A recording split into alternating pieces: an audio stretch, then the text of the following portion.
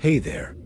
Sometimes the most intriguing tales are not those shouted from the ramparts, but those whispered in the shadows. Tonight, we won't be scaling castle walls or clashing swords in grand battles. Instead, we're embarking on a journey to a place often overlooked, yet essential to every soul within these stone fortresses. Imagine, if you will, the soft flicker of torchlight dancing on damp walls. The air is thick with the scent of history, both glorious and less so. We're venturing into the depths of medieval life, to a corner that few dare to speak of, yet all must visit. Welcome, dear listener, to the humble privy. Now, don't rush. Let each word settle like dust motes in a beam of sunlight. We have all the time in the world to explore this most necessary of chambers. For tonight, we're not just observers of history, we're its caretakers. As we descend the worn stone steps, feel the cool airbrush against your skin. Listen to the echo of our footsteps, a rhythm as old as the castle itself. We're about to uncover a task that was vital to the health and comfort of every inhabitant, from the lowly servant to the mightiest lord. In these quiet moments, as we prepare to clean a castle privy, we'll discover more than just the practicalities of medieval sanitation. We'll glimpse the very heart of daily life in a world long past. So take a deep breath, perhaps through your mouth, given our destination, and let your mind wander back through the centuries. For in this small, often malodorous space, we'll find a story as rich and complex as any told in the great halls above. Our tale begins not with the clash of steel or the flutter of courtly fans, but with the simple, undeniable needs of human biology. In every castle, in every age, there existed a place where even the mightiest must humble themselves. The privy, or garderobe, as it was often called, was more than just a convenience. It was a great equalizer, a reminder that beneath the silks and armor, we are all simply human. As we approach our task, let's pause to consider the ingenuity of medieval architects. The privy was often built into the thickness of the castle walls, a clever use of space that also provided a modicum of privacy. Some were little more than a hole in a wooden seat, while others boasted stone seats with carved decorations, a touch of luxury in an otherwise utilitarian space. But luxury or not, all privies shared one common trait: the need for regular cleaning. And that, dear listener, is where our story truly begins. Imagine yourself as a castle servant, tasked with this most unglamorous of duties. The tools of your trade are simple: a bucket, a long-handled brush, and perhaps a cloth to cover your nose and mouth. You might also carry a torch, for the privy was often a dark and shadowy place. As you enter the small chamber, the first step is to assess the situation. The walls may be damp with condensation, the floor slick with... well, let's not dwell on that. The air is thick and heavy, a miasma of centuries of use. But you are not deterred. This is your duty, your contribution to the smooth running of the castle. With a deep breath, you begin your work. The first task is to clear any debris. This might include leaves or twigs that have blown in through the chute, or other matter that hasn't made its way down. Using your long-handled brush, you carefully sweep everything towards the opening. Next comes the scrubbing. Starting from the top, you work your way down the walls and seat. The stone is rough under your brush, centuries of use having worn grooves and crevices that require extra attention. You're thorough, for you know that cleanliness here is not just a matter of aesthetics, but of health for the entire castle. As you work, you might ponder the lives of those who have used this space before. Kings and queens, perhaps, or visiting dignitaries from far-off lands. Did they appreciate the effort that went into maintaining this most basic of facilities? Or did they, like so many, simply take it for granted? The task is not a quick one. Each crevice must be cleaned, each surface scrubbed until it's as fresh as possible given the circumstances.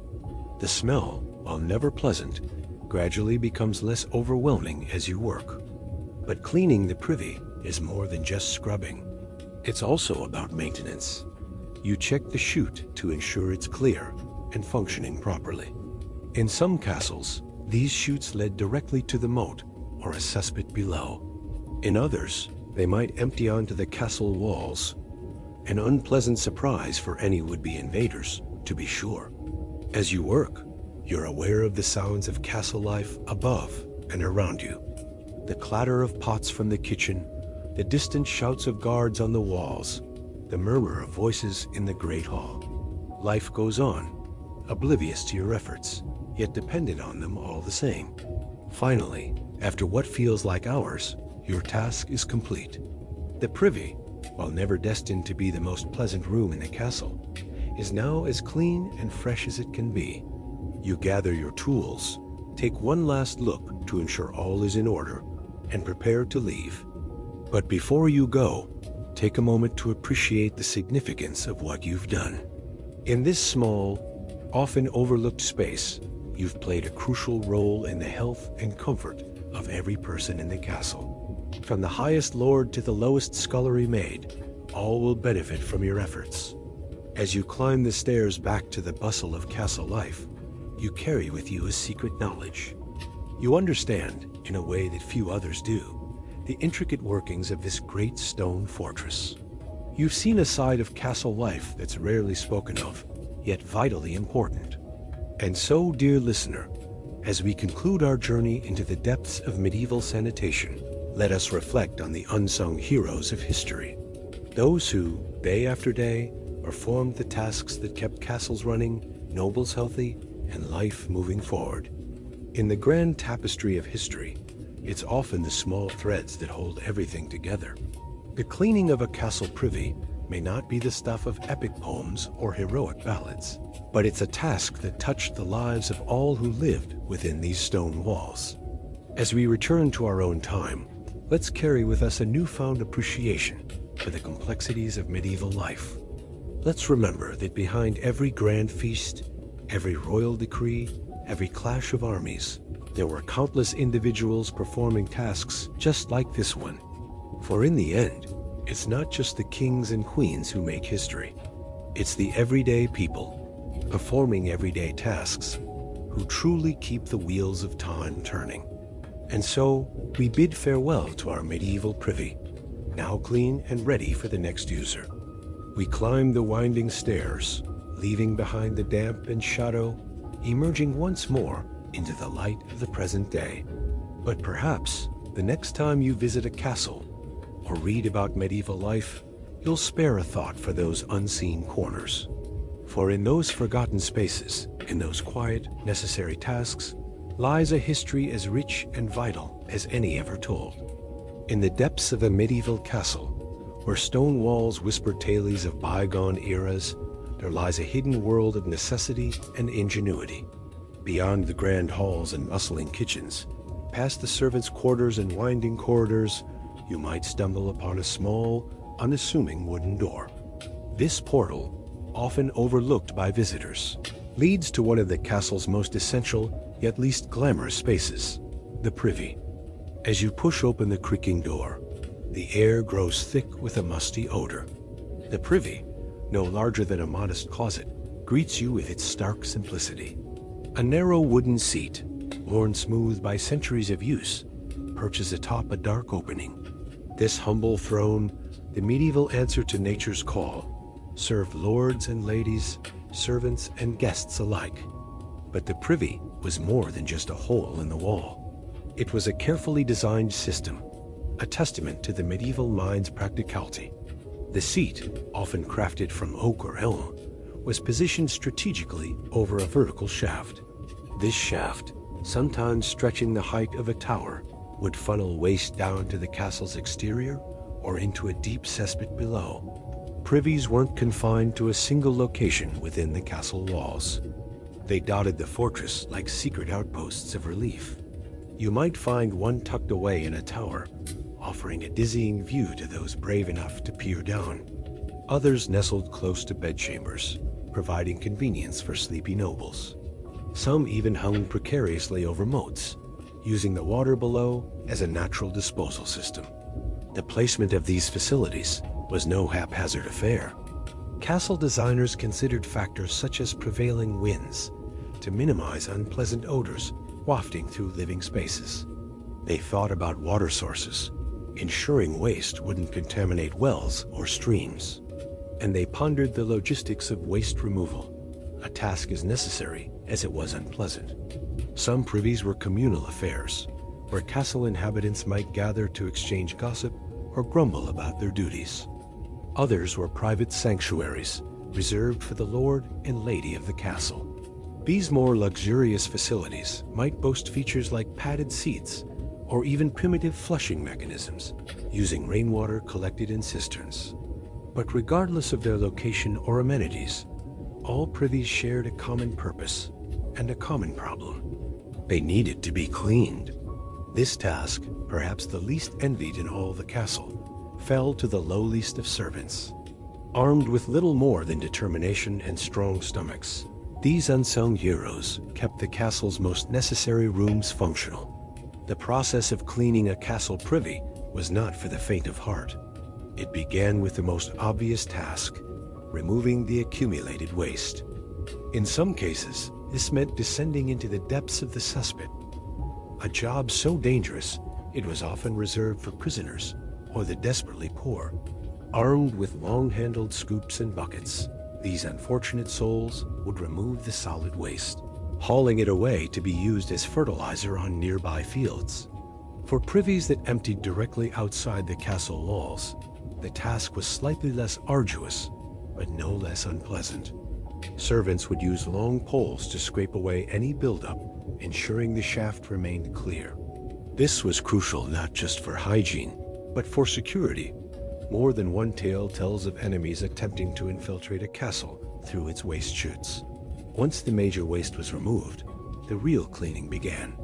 Servants would scrub the privy seats and surrounding areas with a mixture of vinegar and herbs. This concoction served a dual purpose, cutting through grime and masking odors. Rosemary, lavender, and thyme were popular choices, their pungent scents helping to overpower less pleasant aromas. In some castles, lime was used as a disinfectant and deodorizer. Servants would sprinkle it liberally down the privy shafts and around the seating areas. The caustic nature of lime helped break down waste and discourage vermin, while its white color gave an illusion of cleanliness.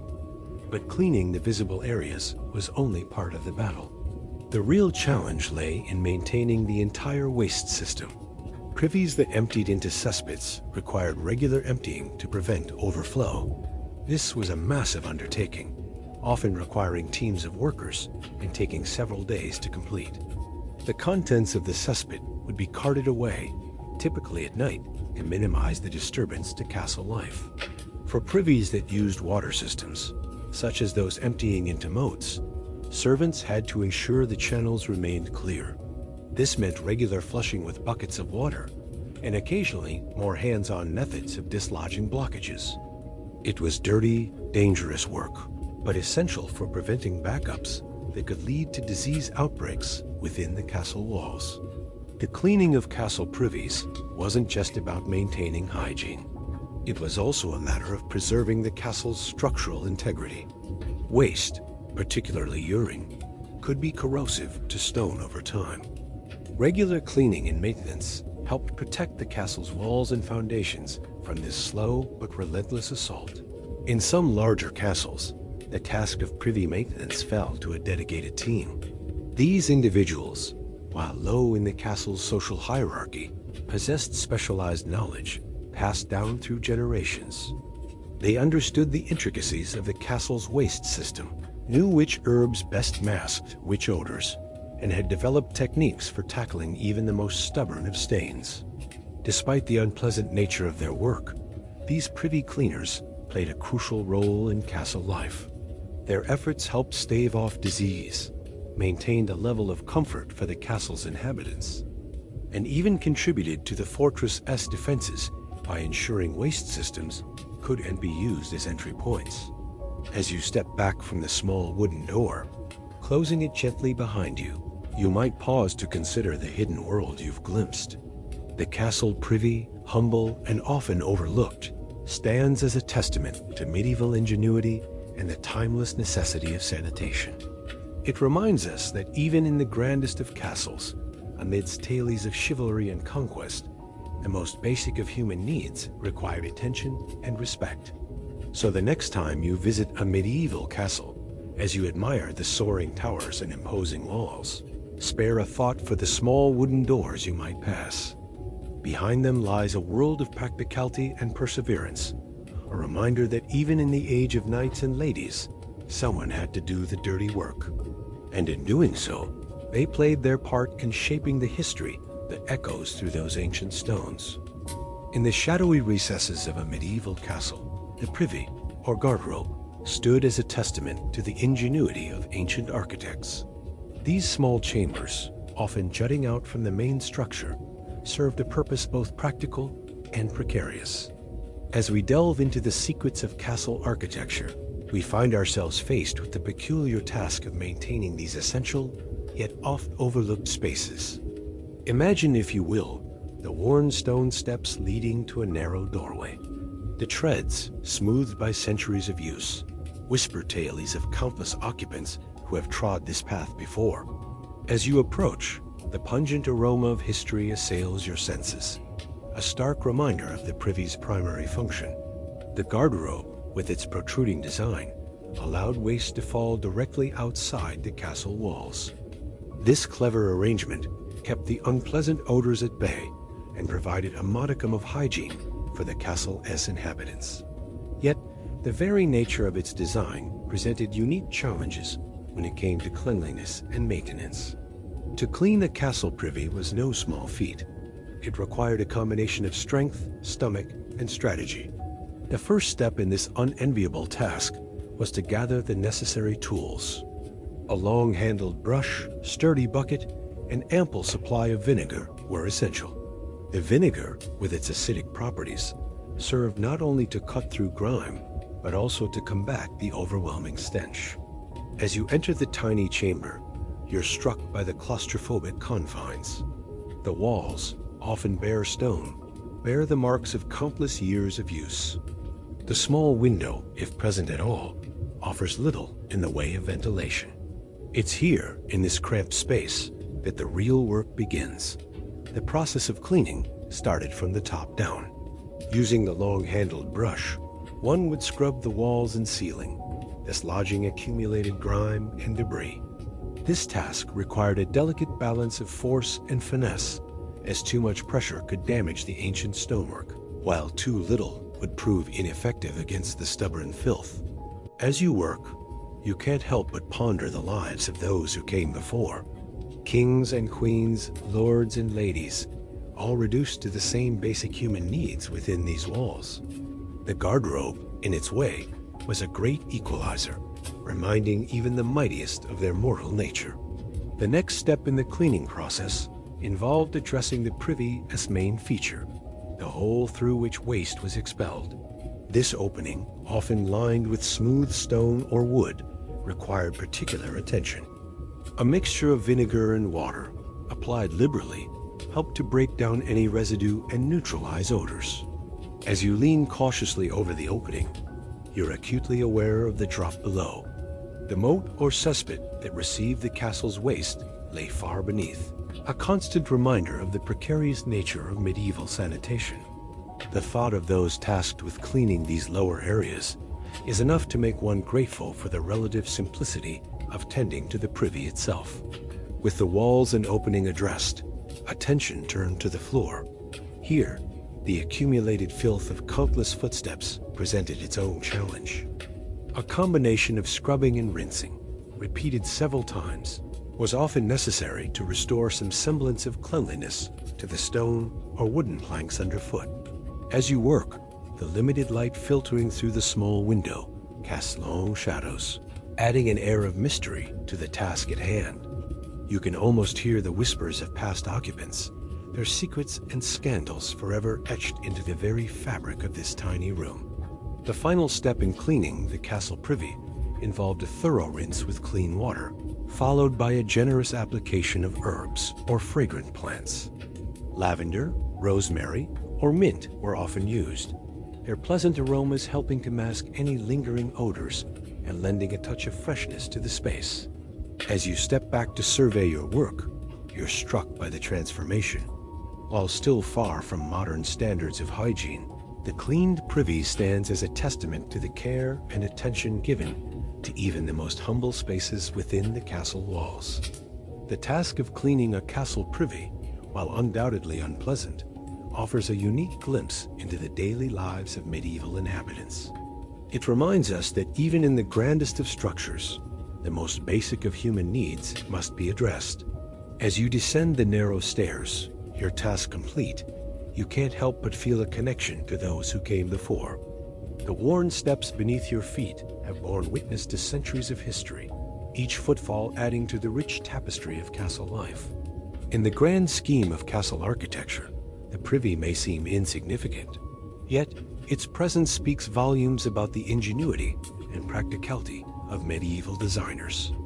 The protruding chamber, with its vertical drop, solved problems of sanitation and odor control in a way that was both simple and effective. As we continue our exploration of architectural secrets, we're reminded that even the most overlooked spaces hold stories waiting to be uncovered. The castle privy, with its blend of function and form, stands as a testament to the enduring legacy of medieval craftsmanship. In the end, the task of cleaning a castle privy is more than just a practical necessity. It's a journey through time, a hands-on encounter with history that brings the past vividly to life. As you emerge from the tiny chamber, blinking in the sunlight, you carry with you a deeper appreciation for the complexities of castle life and the ingenuity of those who came before. The worn stone steps, the narrow doorway, the protruding chamber, all these elements combine to create a vivid picture of medieval life. They remind us that behind the grand facades and imposing walls, castles were home to real people with very real needs. As we close this chapter on architectural secrets, we're left with a newfound respect for the often overlooked aspects of castle design. The privy, humble though it may be, stands as a silent witness to centuries of human habitation, a small but significant piece in the grand puzzle of medieval architecture. Close your eyes. Feel the rough bristles of the broom in your hand, scraping against the stone floor of the privy. Hear the distant echoes of castle life beyond the thick walls. Smell the pungent mix of vinegar and herbs used to mask less pleasant odors, mingling with the crisp mountain air drifting through the narrow window. You stand in the cramped confines of a medieval castle privy, tasked with the unenviable but essential duty of cleaning this most private of chambers. The flickering light of your lantern casts dancing shadows on the walls, revealing centuries of use etched into the very stone. As you begin your work, you're acutely aware of every sensation. The chill of the damp air seeps through your clothing, raising goosebumps on your skin. Your fingers, calloused from years of labor, grip the wooden handle of your cleaning tools with practiced ease. The sound of your movements seems amplified in this small space, each scrub and splash echoing off the stone walls. The scent of the cleaning mixture fills your nostrils, a potent blend of vinegar, rosemary, and lavender. It's strong, almost overwhelming at first, but you know it's necessary to combat the less savory odors that linger here. As you work, you catch whiffs of other smells. The earthiness of the castle grounds below, the faint smokiness from distant hearths, and occasionally, when the wind shifts just so, the crisp scent of pine from the surrounding forest. Your eyes, adjusted to the dim light, pick out every detail of your surroundings. The rough-hewn stone walls, worn smooth in places by countless hands. The narrow slit of a window, barely wide enough to let in a sliver of daylight. The wooden seat, its surface polished by use, perched above the long drop to the cesspit below. As you clean, your mind wanders to the countless individuals who have used this privy over the centuries. Noble lords and ladies, servants, visiting dignitaries, all have sought the privacy of this small chamber. You wonder about their thoughts, their conversations, the secrets whispered within these walls. The task of cleaning a castle privy is not for the faint of heart. It requires a strong stomach, a keen attention to detail, and a respect for the importance of hygiene in a world where disease can spread all too easily. You approach your work methodically, starting from the top and working your way down. First, you tackle the cobwebs that gather in the corners and along the ceiling. Your broom, with its long handle, allows you to reach even the highest spots. As you sweep, dust motes dance in the lantern light, swirling like tiny constellations before settling on the floor. Next, you turn your attention to the walls. Armed with a stiff brush and your cleaning mixture, you scrub away any stains or grime that have accumulated. The vinegar in your solution helps to neutralize odors, while the herbs leave behind a fresh, clean scent. You pay special attention to the area around the seat, ensuring that every surface is thoroughly cleansed. The wooden seat itself requires careful treatment. You use a softer brush here, mindful of splinters, and apply a mixture of beeswax and linseed oil to condition the wood. This not only cleans, but also helps to preserve the seat, preventing rot and keeping it smooth for comfort. As you work, you're constantly aware of the sounds around you. The scrubbing of your brush against stone, the splash of water in your bucket, the creak of the wooden seat as you lift it to clean underneath. From beyond the privy, you catch snippets of castle life, distant voices, the clang of pots from the kitchen, the occasional bark of a dog in the courtyard. The floor demands particular attention. You sweep first, gathering loose debris into a pile. Then, on your hands and knees, you scrub every inch of the stone floor. The work is hard, and sweat beads on your brow despite the cool air. But there's satisfaction in seeing the grime lift away, revealing the true color of the stone beneath. As you clean, you check for any signs of damage or wear. A loose stone in the wall could lead to drafts or, worse, structural issues. A crack in the floor might allow unpleasant odors to seep up from below. You make mental notes of any repairs needed, knowing that maintaining the privy is crucial for the health and comfort of the castle's inhabitants. The narrow window, though small, isn't forgotten. You wipe away the grime that's accumulated on the glass, allowing what little light can enter to shine through more clearly. As you do, you catch a glimpse of the world outside, rolling hills, perhaps, or the bustling activity of the castle grounds below. With the main cleaning done, you turn to the final touches. You replenish the supply of soft moss or lamb's wool used for personal cleaning, arranging it neatly within easy reach. A fresh sprinkling of herbs, lavender, rosemary, or whatever is in season, is scattered about to help keep the air sweet. Lastly, you check the candle supply, ensuring that there are enough to provide light during the darker hours. You light a fresh candle, its warm glow softening the harsh stone walls and creating an almost cozy atmosphere in this most humble of rooms. As you gather your cleaning supplies and prepare to leave, you take a final look around the privy. The transformation is remarkable. What was once a grimy, malodorous space is now clean, fresh, and as inviting as such a place can be. The stone gleams softly in the candlelight, and the air carries the gentle scent of herbs rather than less pleasant odors. You feel a sense of pride in your work, knowing that you've contributed to the health and comfort of everyone in the castle. It may not be the most glamorous of tasks, but it's an essential one, and you've carried it out with skill and thoroughness. As you step out of the privy, closing the heavy wooden door behind you, you take a deep breath of the castle air. The contrast is stark, from the confined, intimate space of the privy to the vast, bustling world of the castle beyond. You straighten your back, adjust your grip on your cleaning supplies, and move on to your next task, leaving behind a small but important space, now clean and ready for the next user. The echoes of your footsteps fade as you walk away, but the privy stands as a testament to your unseen but vital work, a humble chamber made dignified through your care and attention. The castle stirred to life as the first rays of sunlight crept over the horizon. A lone figure emerged from the servants' quarters, their simple linen tunic already clinging to their skin in the cool morning air. This was no ordinary task they were about to undertake, but one that required both skill and fortitude. With practiced movements, the servant gathered their tools: a sturdy oak bucket, its iron bands gleaming dully in the early light; a long-handled ladle, worn smooth from years of use; a coil of hemp rope, carefully wound and ready for any eventuality; and a grapnel, its hooks sharp and eager to retrieve what had been lost to the depths below. The servants' steps were measured and deliberate as they made their way across the courtyard. The weight of their implements was familiar, a constant companion in this daily ritual.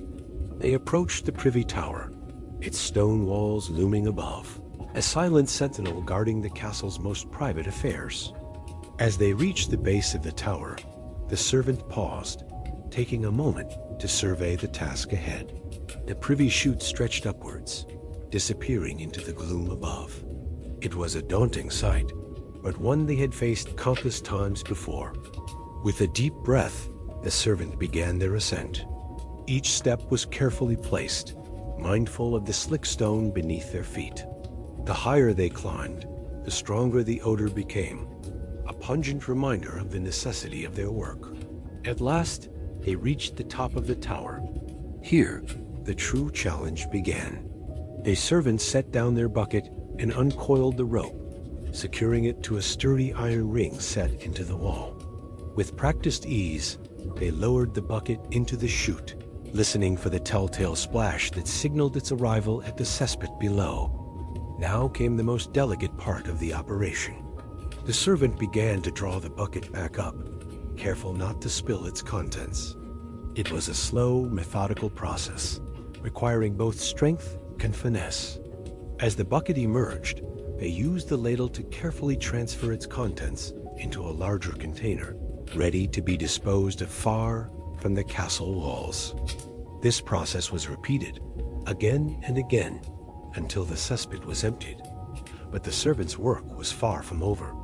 Now came the task of cleaning the chute itself, scrubbing away the accumulated grime and ensuring a clear passage for future use. A grapnel proved invaluable in this endeavor, retrieving lost items and dislodging stubborn debris. The servant worked tirelessly, their movements efficient and purposeful.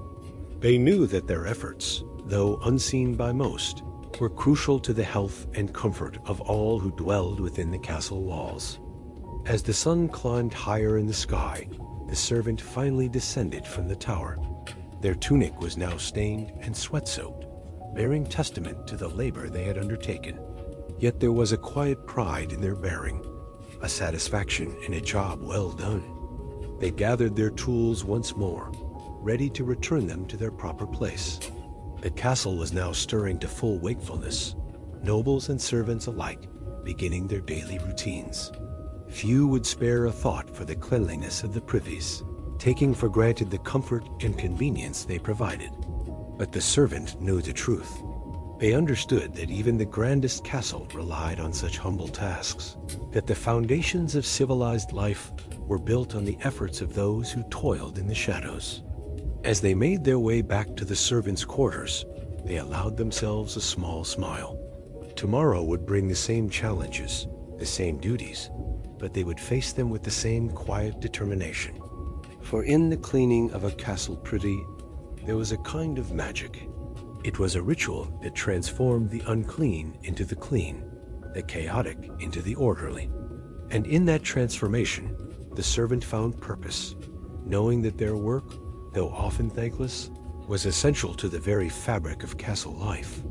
As the day wore on, the servants' thoughts turned to the next morning, when they would once again gather their tools and climb the privy tower.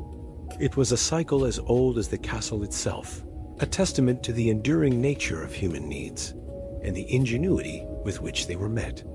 And so, as the sun began to set, casting long shadows across the courtyard, the servant prepared for rest. Tomorrow would bring new challenges, new messes to clean, but they would face them with the same quiet dignity an unwavering dedication that had seen them through countless days before. Footfalls echoing softly on flagstone halls, the servant made their way through the dimly lit corridors of the castle. The air hung heavy with the scent of burning tallow and the faint musk of age-old stone. Each step brought them closer to their destination. A journey as familiar as the back of their hand, yet one that never failed to instill a sense of reverence. The cleaning ritual, a daily task that held more significance than mere tidying, was about to begin. As they approached the privy, the servants' pace slowed, their breathing steadied. This was no ordinary room, but a sanctuary of sorts, where even the most powerful in the realm were humbled by their own humanity. The door loomed before them, its weathered wood bearing the silent witness of countless years. With a practiced hand, they reached for the iron handle, its cold touch a stark reminder of the duty that lay ahead. A deep breath, a moment's pause, and then the gentle creak of hinges as the door swung open. Inside, shadows danced on the walls, cast by the flickering light of a single candle. The servant's eyes adjusted to the gloom, taking in the familiar sight of the privy chamber. Stone walls rose high, meeting in arched ceilings that seemed to whisper secrets of ages past. In the center stood the wooden seat of easement, a throne of sorts, though far removed from the opulence of the royal court. With reverent steps, they moved further into the room, their movements careful and deliberate. Each action was part of a choreographed dance, honed by years of practice and tradition. The cleaning implements, arranged with meticulous care, awaited their touch. Cloths, brushes, and sweet-smelling herbs lay ready, tools of their sacred trade. As they began their work, the servant's mind wandered to the countless others who had performed this ritual before them. Generations of hands had scrubbed these same stones, had poured the same cleansing waters. It was a link to the past, a thread woven through the tapestry of the castle's history. The soft swish of cloth against stone filled the air, a rhythmic sound that seemed to pulse with the very heartbeat of the castle. With each sweep, each careful scrub, the servant felt a connection to something greater than themselves. This was not just cleaning. It was an act of devotion, a service to the very foundations of the realm. Time seemed to slow in this sacred space, minutes stretching into hours as the ritual unfolded. The servant worked tirelessly, their movements a dance of efficiency and care. As the task neared completion, a sense of satisfaction settled over them, a quiet pride in a job well done. With a final sweep of the cloth, the ritual came to an end. The privy stood clean, ready to serve its purpose once more. The servant gathered their implements, preparing to retreat from this hallowed chamber. As they turned to leave, their eyes swept the room one last time, ensuring all was in order. Footfalls echoing softly on flagstone halls, they made their way back through the corridors, leaving behind a space transformed by their diligent care. The cleaning ritual complete, the castle's heart beat on, its rhythms unchanged, yet somehow renewed by this simple, sacred act. The chamber echoed with the rhythmic creak of ancient pulleys, a sound that seemed to reverberate through the very bones of those present. Shadows danced on damp stone walls as flickering torchlight illuminated the grim task at hand. The air hung heavy with anticipation, thick with the scent of decay and forgotten secrets. Slowly, methodically, the servant approached the edge of the pit. His movements were deliberate, each step a testament to years of practice in this macabre ritual. The bucket, suspended from weathered ropes, swayed gently in the stagnant air.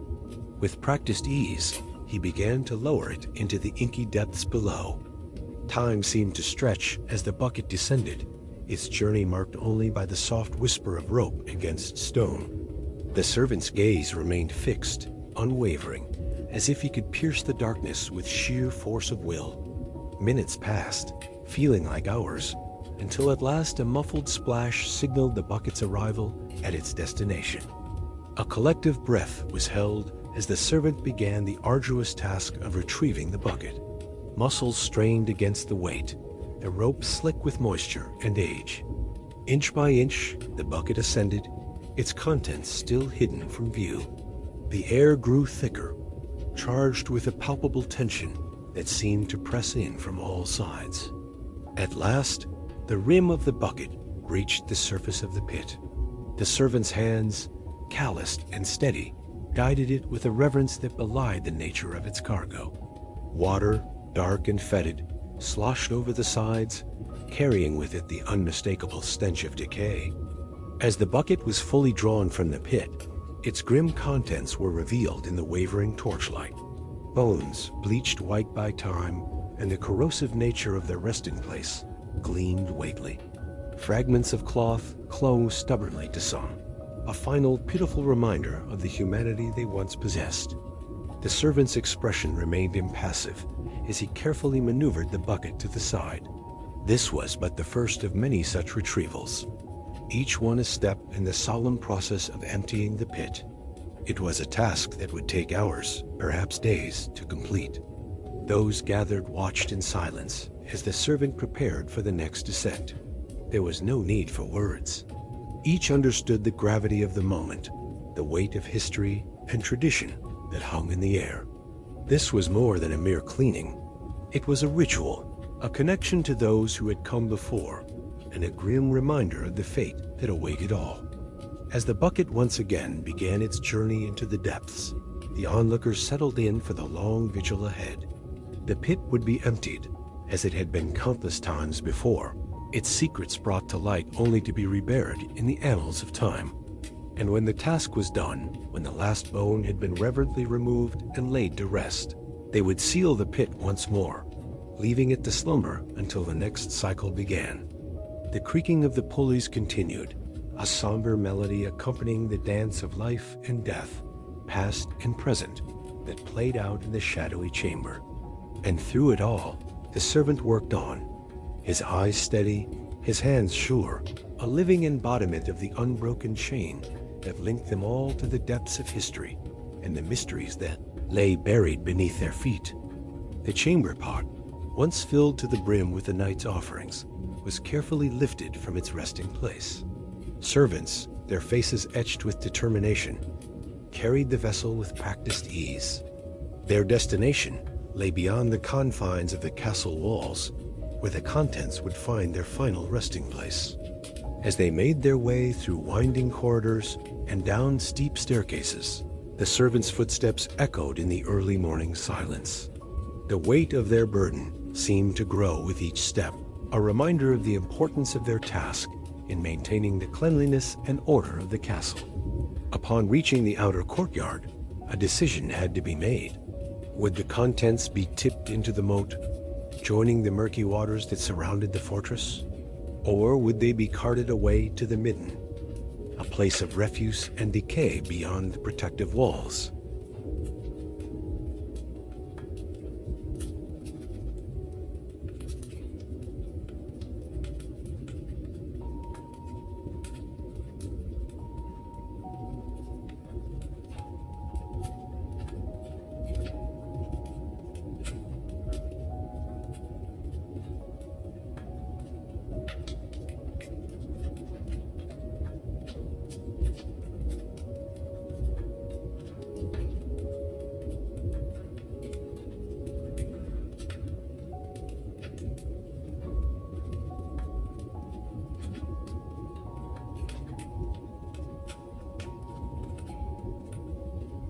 The empty vessel, now considerably lighter, was returned to the cart for the journey back to the castle. The servants breathed a sigh of relief, their morning duty complete. They knew that this ritual would be repeated day after day, a necessary evil in the maintenance of castle hygiene.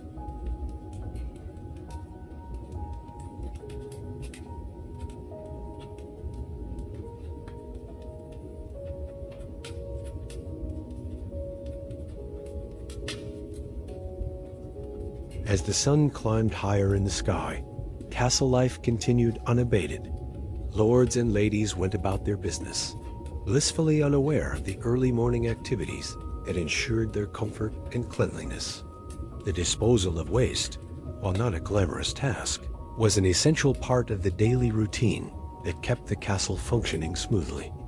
In the grand scheme of castle life, the disposal of waste may have seemed insignificant.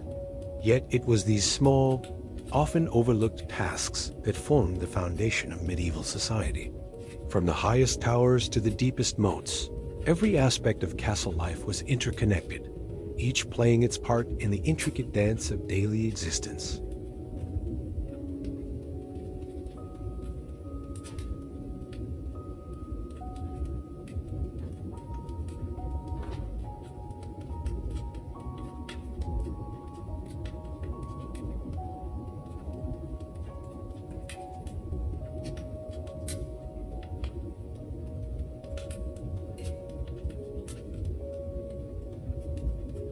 The ancient stone seats, weathered by time and use, required regular attention to maintain their cleanliness and sanctity. In the dim light of the temple, acolytes moved with practiced efficiency, carrying buckets of water and bundles of herbs. They approached the rows of seats, their footsteps echoing softly in the cavernous space. With reverence, they began the ritual of washing. Dipping coarse sponges into the buckets, they squeezed out the excess liquid before applying it to the stone surfaces.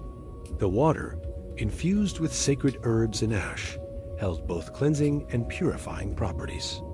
As they worked, a faint scent of incense mingled with the earthy aroma of wet stone. The acolytes paid particular attention to areas where worshippers had sat, their bodies leaving behind traces of oil and sweat.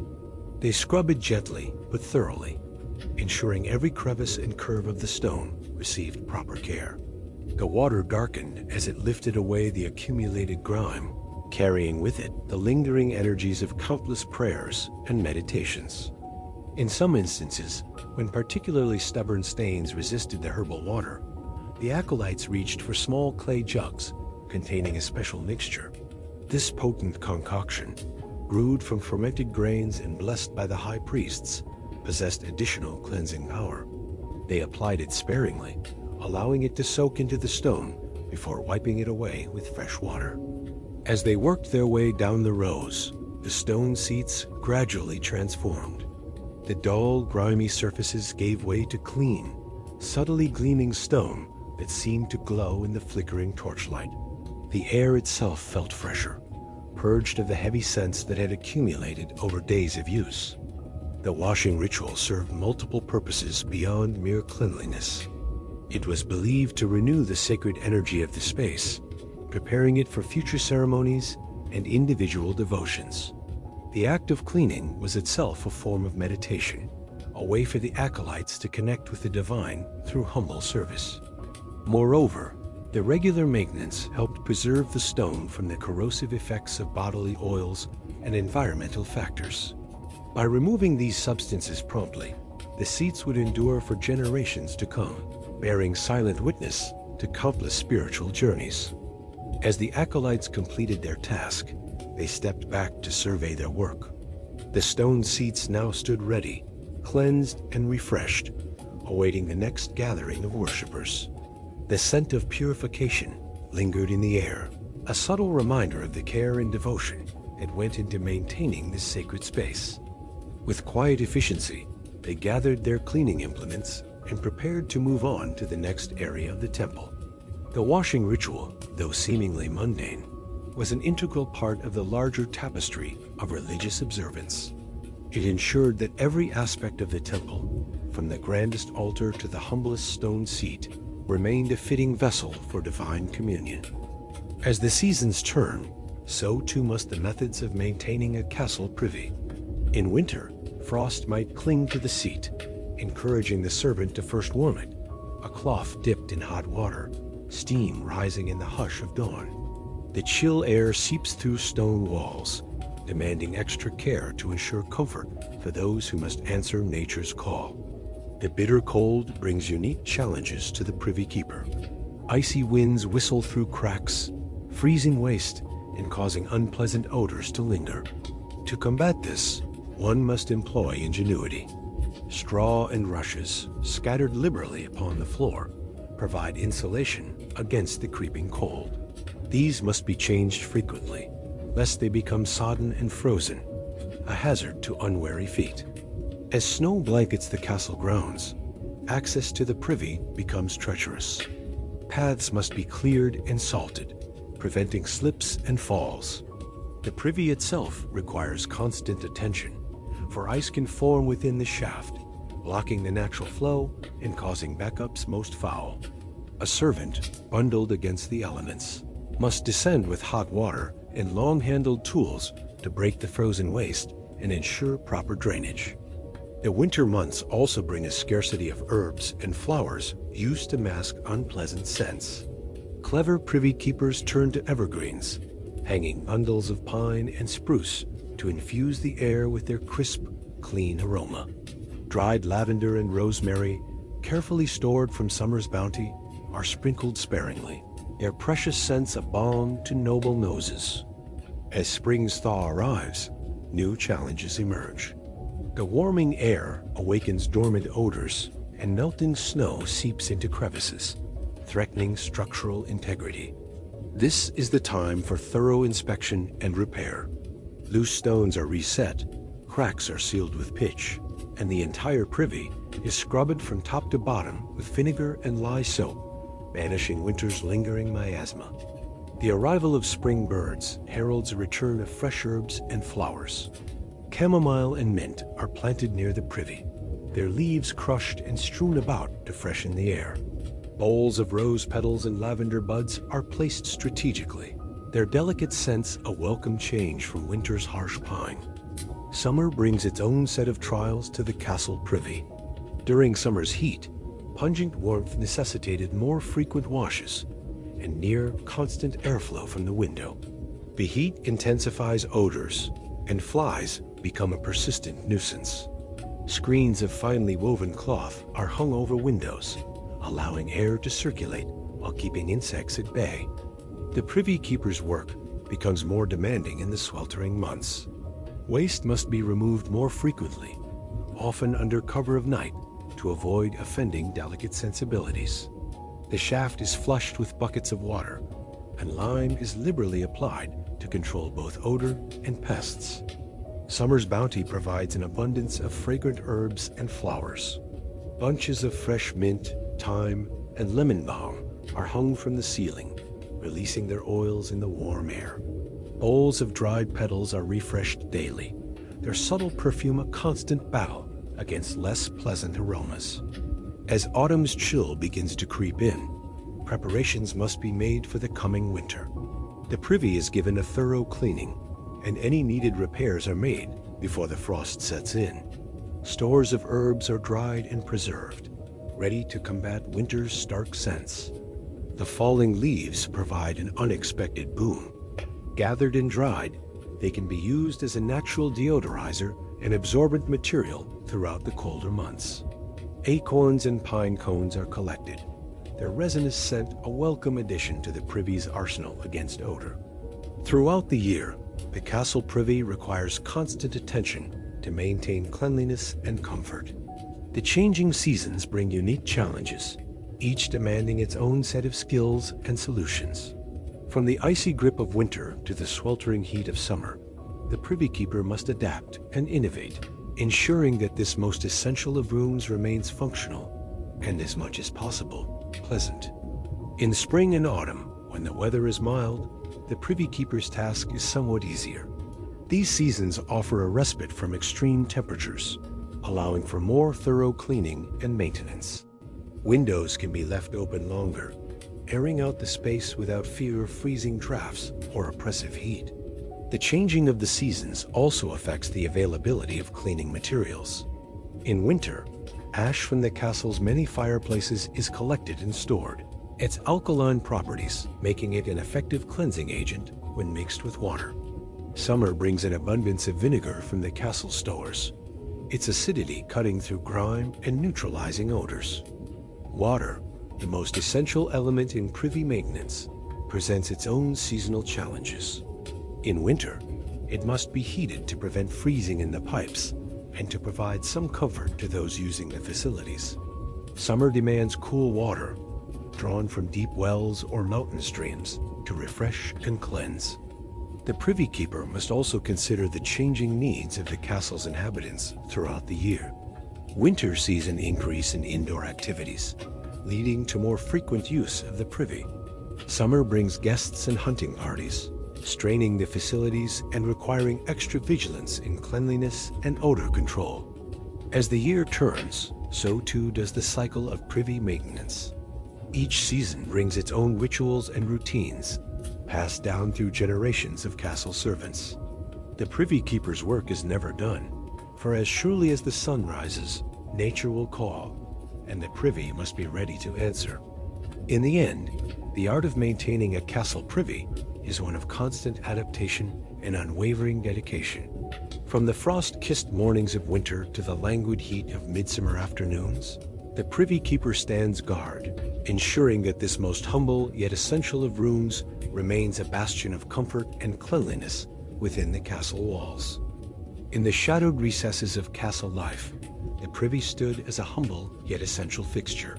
Though oft overlooked in grand tales of chivalry and conquest, these small chambers held secrets and stories of their own.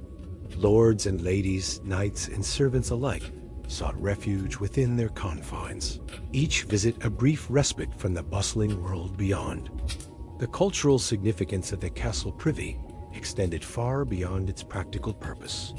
It was a place of solitude, where even the mightiest could find a moment's peace. Here, in the quiet darkness, thoughts could wander and worries could be set aside.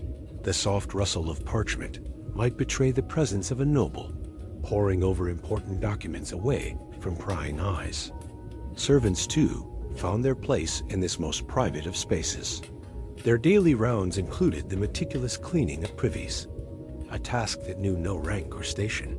From the lowest scullery maid to the king's own chamberlain, all were equal in the eyes of the privy. The act of cleaning these spaces became a ritual of sorts, a reminder of the shared humanity that bound castle dwellers together. In the crevices and corners of these small chambers, one might find curious tokens left behind. A small prayer card, its edges worn smooth by anxious fingers, might be tucked into a crack in the stone. These silent pleas for divine intervention spoke volumes of the fears and hopes that plagued medieval minds. Perhaps a young squire, nervous about his first tournament, left a token for good fortune. Or a lady in waiting, her heart heavy with unrequited love, whispered her desires to the unyielding walls. The privy, in its own way, became a confessional. Here, in the most private of moments, castle dwellers could shed their public personas and confront their innermost thoughts. Whispered prayers for forgiveness mingled with the musty air, each word a weight lifted from troubled souls. The stone walls absorbed countless secrets, bearing silent witness to the joys and sorrows of those who passed through. For the castle's inhabitants, the privy represented more than just a necessary function. It was a brief escape from the rigid hierarchies and constant scrutiny of medieval life. Within its confines, a servant might dare to dream of a better life, while a noble could momentarily forget the burdens of their station. The privy was a great equalizer, reminding all who entered that beneath the trappings of rank and title, they shared common human experiences. The cultural importance of the privy extended to matters of health and hygiene as well. In an age where medical knowledge was limited, the state of one's bodily functions could be a source of great concern. Herbalists and physicians might be consulted in hushed tones, their remedies and concoctions discreetly administered within the privy's walls. The health of the castle's inhabitants, from the highest lord to the lowest stable boy, could be gleaned from these most private of moments. Superstitions and folk beliefs also found their way into the privy. Some believed that evil spirits could enter the body through its openings, leading to elaborate rituals and protective charms. Garlic cloves might be hung near the entrance, their pungent aroma thought to ward off malevolent forces. Others whispered incantations before entering, a final line of defense against unseen dangers. The privy also played a role in the social fabric of castle life. Gossip and rumors, too scandalous to be spoken openly, might be exchanged in hurried whispers between visits. Alliances could be formed and enemies made, all within the confines of these small chambers. The privy became a neutral ground of sorts, where the usual rules of etiquette and decorum could be briefly suspended. For those tasked with cleaning the privies, their work took on an almost sacred quality. They were the keepers of the castle's secrets, privy to information that could topple kingdoms or mend broken hearts. Their discretion was paramount, their loyalty unquestioned. In return, they were often granted a level of trust and respect that belied their lowly station. The cultural significance of the castle privy extended beyond the walls of the fortress itself. Travelers and guests, upon using these facilities, could gauge the wealth and status of their hosts. A well-maintained privy spoke volumes about the castle's overall cleanliness and order. Diplomats and emissaries might form lasting impressions based on these most basic of amenities. In times of siege or conflict, the privy took on new importance. Its location, often built into the castle walls, made it a potential weak point in the defenses. Yet it also served as a lifeline, a last resort for communication with the outside world. Messages might be passed through its chutes, carried by loyal servants to allies beyond the walls. The privy's role in castle life was not limited to the practical or the clandestine. It also found its way into the art and literature of the time. Bawdy tales and ribald jokes often centered around these most human of experiences, providing a common ground for laughter and shared understanding. Illuminated manuscripts might feature whimsical depictions of privy scenes, a reminder that even in the most elevated of contexts, base needs remained. As castles evolved and society changed, so too did the cultural significance of the privy. What was once a simple hole in the floor became more elaborate, with some nobles commissioning ornate facilities befitting their status. Yet even as the physical structures changed, the underlying importance remained. The privy continued to be a place of refuge, reflection, and shared humanity. In the end, the humble castle privy stood as a testament to the complexities of medieval life. It was a space where the lines between public and private blurred, where the mighty and the lowly found common ground. Within its walls, countless stories unfolded, each visit a small chapter in the grand narrative of castle life. Though often overlooked, the privy's cultural significance was woven into the very fabric of medieval society, a silent witness to the hopes, fears, and daily lives of those who called the castle home. Whispers of ancient lore tell tales of privy-dwelling spirits and mystical stones, guarding against foul odors and ill fortune. These stories, though often unsavory, offer a captivating glimpse into the hidden world of castle sanitation. From tipsy clergymen to secret remedies, the humble privy holds a treasure trove of history, revealing how our ancestors lived, loved, and yes, even cleaned. In the shadowy recesses of medieval castles, the privy stood as a silent sentinel, witness to both the mundane and the extraordinary.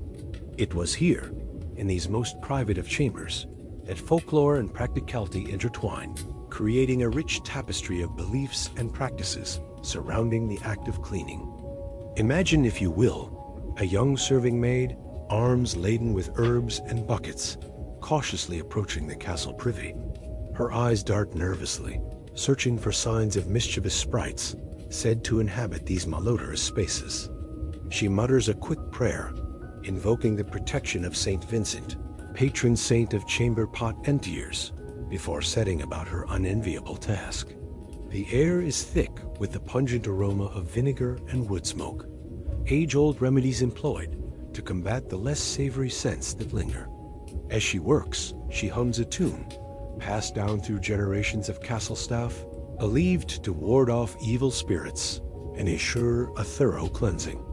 But it wasn't just the maids who played a role in this aromatic drama. Tales abound of castle priests, their robes billowing as they stumbled through the corridors, flask in hand, ready to bless the privies and drive out any lurking demons. These inebriated clerics, though perhaps not the most dignified sight, were nonetheless an integral part of the castle's hygiene rituals. As our maid scrubs and scours, she recalls the stories her grandmother told her of the magical properties of certain plants. Lavender to soothe troubled minds, rosemary to purify the air, and juniper berries to chase away evil spirits. Each herb, carefully chosen and strategically placed, played its part in the intricate dance of privy maintenance. But it wasn't all work and worry. The privy, despite its unsavory reputation, was often a place of hushed gossip and stifled laughter. Servants would gather, under the guise of cleaning, to share the latest castle intrigue or to steal a moment of respite from their duties. In these moments, the privy became a sanctuary of sorts, a place where social barriers briefly dissolved and secrets were shared in whispered tones. As twilight descends upon the castle, casting long shadows across the stone walls, our maid completes her task. She places a final sprig of sweet-smelling herbs in a nook, a small act of defiance against the inevitable return of less pleasant odors. With a satisfied nod, she gathers her cleaning implements and prepares to leave. But wait, she remembers one last crucial step. Reaching into her apron pocket, she withdraws a smooth, round stone, its surface etched with mysterious symbols. With reverence, she places it beneath the privy seat, a talisman against bad air and misfortune. This simple act, repeated countless times over the centuries, speaks to the deep-rooted beliefs that governed even the most mundane aspects of castle life. As she exits the privy, our maid pauses, offering a silent thanks to the unseen forces that protect and purify these necessary spaces. In this moment, she is connected to countless generations of servants who came before her, all participants in the age-old ritual of privy cleaning. The folklore surrounding castle privies wasn't limited to spiritual beliefs and herbal remedies. Practical wisdom, passed down through the ages, played an equally important role in maintaining these essential facilities. Castle staff developed ingenious methods for dealing with the less pleasant aspects of their duties, often blending pragmatism with a healthy dose of superstition. One such practice involved the strategic use of straw and rushes. These materials, scattered liberally across the privy floor, served multiple purposes. Not only did they absorb moisture and mask odors, but they were also believed to discourage rats and other vermin from taking up residence in these less than savory quarters. The act of spreading fresh straw became a daily ritual, accompanied by muttered charms and quick signs to ward off any lingering malevolent spirits. The disposal of waste was another area ripe with folklore and practical innovation. In some castles, chutes led from the privies to the moat or a nearby river, a system that was both efficient and fraught with superstition. It was not uncommon for castle inhabitants to toss coins or small trinkets into these chutes, offerings to appease the water spirits and ensure the smooth flow of waste away from the castle. But what of those castles not blessed with such convenient disposal methods? Here, the role of the gong farmer came into play. These unsung heroes of medieval sanitation would descend into the castle's cesspits under cover of darkness, armed with shovels, buckets, and a healthy dose of courage. Their work was considered both essential and deeply unlucky, leading to a rich tradition of protective rituals and charms. Gong farmers would often wear special amulets or recite specific prayers before beginning their work, believing these practices would shield them from disease and misfortune. Some even claimed to have secret recipes for potions that, when consumed, would render them immune to the noxious fumes they encountered in their work. The cleaning of castle privies wasn't just a matter of physical labor. It was also an exercise in olfactory management. Medieval herbalists developed complex blends of aromatic plants and resins designed to combat the worst of the privy odors. These mixtures, often jealously guarded secrets, would be burned in small braziers or scattered in corners, creating a fragrant barrier against less pleasant scents. One particularly intriguing aspect of privy folklore was the belief in the power of sound to purify spaces. In some castles, it was customary for musicians to play near the privies during cleaning times, their melodies thought to drive away evil spirits and promote cleanliness. This practice led to the development of specific privy tunes, jaunty melodies that served the dual purpose of lifting the spirits of the cleaners and supposedly aiding in the purification process. As our exploration of Castle Privy folklore draws to a close, we're left with a profound appreciation for the ingenuity and resilience of our ancestors. In these often overlooked spaces, we find a microcosm of medieval life, where practicality and superstition walked hand in hand, and even the most mundane tasks were imbued with meaning and ritual. The legacy of these beliefs and practices extends far beyond the castle walls. Many of the herbs and cleaning methods used in medieval privies found their way into broader hygiene practices, shaping the development of sanitation and public health for centuries to come. Even today, echoes of these ancient customs can be found in our modern cleaning rituals and the lingering superstitions that surround our most private spaces. As we bid farewell to the Castle Privy and its rich folklore, let us take a moment to honor those unnamed servants, priests, and gong farmers who played their part in this aromatic drama. Their stories, though often overlooked, form an essential thread in the tapestry of human history, reminding us that even in the most unlikely places, we can find tales of ingenuity, belief, and the enduring human spirit. So the next time you reach for a cleaning product or light a scented candle in your bathroom, spare a thought for your medieval counterparts. In their world of witches, spirits, and magical stones, they face the same daily challenges we do, armed with nothing more than herbs, faith, and a healthy dose of humor. In the end, perhaps we're not so different from our privy cleaning ancestors after all. We descend into the depths of history, where the echoes of medieval life still linger in the forgotten corners of ancient castles. Here, in the realm of the privy, we find a tale untold, a story of necessity and humanity that transcends time. The Castle Privy, a place of solitude and contemplation, stood as a silent witness to the daily rituals of lords and servants alike. It was here, in these humble chambers, that the true essence of medieval life unfolded, far from the grandeur of great halls and throne rooms. As we step into the shadows of these private spaces, we must first acknowledge the task at hand. Cleaning a castle privy was no simple matter, but a delicate dance of duty and discretion. The servants who undertook this vital work moved with purpose and care, their actions speaking volumes in the quiet of their labor. The process began with preparation, a gathering of tools both simple and essential. Buckets, sturdy and dependable, stood ready to receive the waste of the day. Ropes, coiled and waiting, would lower these vessels into the depths below.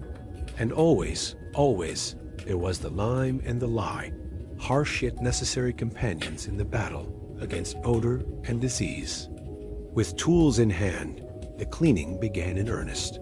The stone stairs, worn smooth by countless footsteps, led down to the heart of the matter. Here, in the close confines of the garderobe, the true work commenced. Careful hands scraped and scrubbed, removing the traces of human passage from walls and floors alike. But the privy was more than just a place of waste. It was a moment of pause in the relentless march of medieval life. Here, the mighty and the meek found common ground, each visiting in turn, each leaving behind a piece of themselves in more ways than one. As we clean, we uncover the whispers of those who came before. The nobleman who paused to ponder affairs of state, the lady who sought a moment's respite from the demands of court life, the servant who stole a brief instant of rest between endless tasks. Each left their mark, however fleeting, in this most private of spaces. The cleaning continued, methodical and thorough. Buckets were lowered and raised, their contents speaking volumes about the health and habits of the castle's inhabitants. The lime and lye did their work, neutralizing odors and sanitizing surfaces with ruthless efficiency. Yet even as we scrub and scour, we must remember the humanity of those who once used these spaces. The privy was a great equalizer, a place where all were stripped of pretense and pomp. Here, in the quiet and the dark, the true nature of people was revealed, far from the watchful eyes of courtiers and kings. As we work, we become part of this unbroken chain of service, linking us to those long-forgotten souls who tended to these necessary tasks day after day, year after year. Their labor, though humble, was vital to the life of the castle, keeping disease at bay and maintaining a semblance of cleanliness in an age often marked by filth and squalor. As we ascend the stone stairs once more, leaving behind the buckets and ropes, the lime and lye, we carry with us a newfound appreciation for those who came before. The silent labor of the privy cleaners, though long forgotten by history, played a crucial role in the daily life of the castle. We emerge from the shadows, blinking in the light of the present day. But the echoes of the past linger, reminding us of the common threads that bind us to our ancestors. In the humble act of cleaning a castle privy, we have touched the very essence of medieval life, experiencing a moment of connection across the centuries. And so we return, from stone stairs and hidden chambers, from the quiet labor of countless hands. We leave behind the medieval privy, not as a place of waste, but as a testament to the enduring nature of human necessity and ingenuity. For in these private moments, in the whispers of those who wiped and washed and waited, we find the true heartbeat of the castle. Room by room, day by day, the privy cleaners kept the great stone edifice breathing, their unseen efforts as vital as any grand gesture of kings or queens. As we close this chapter on the hidden history of castle life, let us pause to honor those forgotten souls whose daily toil made all else possible. In the quiet cleaning of the privy, we find a reflection of our own humanity, a reminder that even the most mundane tasks can hold profound significance. And so we leave the privy behind, its secrets once more cloaked in shadow. But we carry with us a deeper understanding of the past and a renewed appreciation for the silent labor that has always underpinned the grand tapestry of history.